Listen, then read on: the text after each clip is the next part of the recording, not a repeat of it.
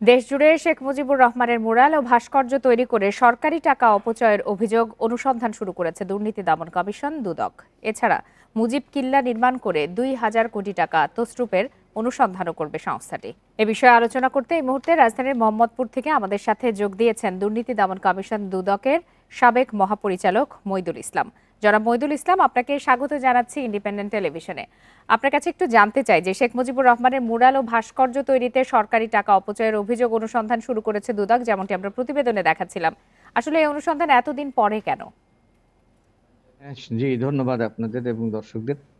না, সেটি তো বিষয় যে যখন এই ভাস্কর্য নির্মাণের দুর্নীতির উৎসব চলছিল, তখন দুদক কোনো ব্যবস্থা নেয়নি। সঙ্গত কারণেই এটা অনুমান করা যায় যে তখন দুদক একেবারে ওই দুর্নীতির যারা করছিলেন তাদের দ্বারাই নিয়োগপ্রাপ্ত, এবং সেই কারণে তারা তাদের স্বার্থটাই দেখবার চেষ্টা করেছেন, যার ফলে এই সমস্ত বড় বড় দুর্নীতির দিকে তখন দুদক যায়নি।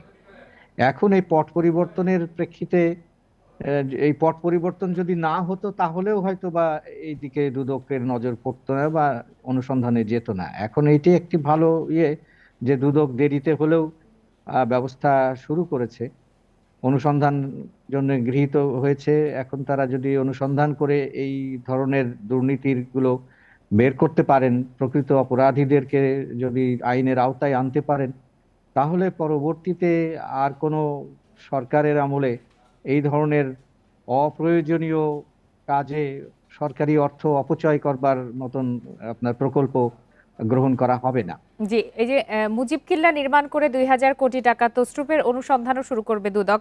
অর্থাৎ মানহীন সামগ্রী দিয়ে নির্মিত এসব কিল্লা এরই মধ্যে আমরা দেখালাম যে ব্যবহার অনুপযোগী হয়ে পড়েছে। জি, জি। এ বিষয়ে আপনি কি বলবেন?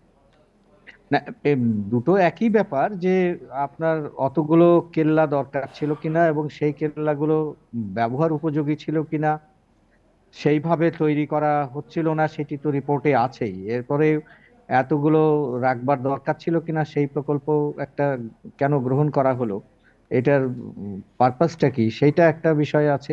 এবং স্পষ্টতই বোঝা যাচ্ছে যে এই ধরনের বড় প্রকল্প নেওয়া হয়েছে, অনেক কোটি টাকার প্রকল্প নেওয়া হয়েছে, এখানে অর্থ আত্মসাতের জন্য নেওয়া হয়েছে। এবং আমাদের ঠিকাদারি কাজের যে অবস্থা, তাতে দেখা যায় যে যদি ঠিকমতো তদারকি করা না হয়, আরেকটা দিক ছিল যে এই সমস্ত ঠিকাদারি গুলো দেখা যাবে যে সেই সমস্ত ওই রাজনৈতিক দলের বিগত যে সরকারে ছিলেন তাদেরই লোকজনেরাই এই ঠিকাদারি গুলো পেয়েছেন। ফলে যারা তাদেরকে তদারক করবেন তাদের সেরকম তদারকির ক্ষমতাও হয়তো বা বাস্তবে ছিল না। সেই কারণে এই দুর্নীতিগুলো সংগঠিত হয়েছে। কাজেই দুদকের মুখপাত্র যেটি বললেন যে ঠিকাদার এবং অন্যান্য আরো যারা আছে, হ্যাঁ, তাদেরকেও ঠিকাদারদেরও আনার দরকার এই সমস্ত দুর্নীতির জন্যে।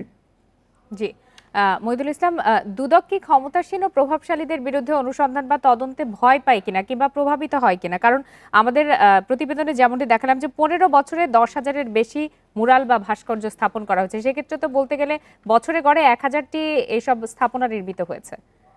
না, এটা তো যে দুদকের যে অতীত ইতিহাস, আপনার শুধু ওই 15 বছরে তো বেশ কয়েকটা কমিশন গেছে, কিন্তু দুদকের আচরণের পরিবর্তন খুব একটা হয়নি।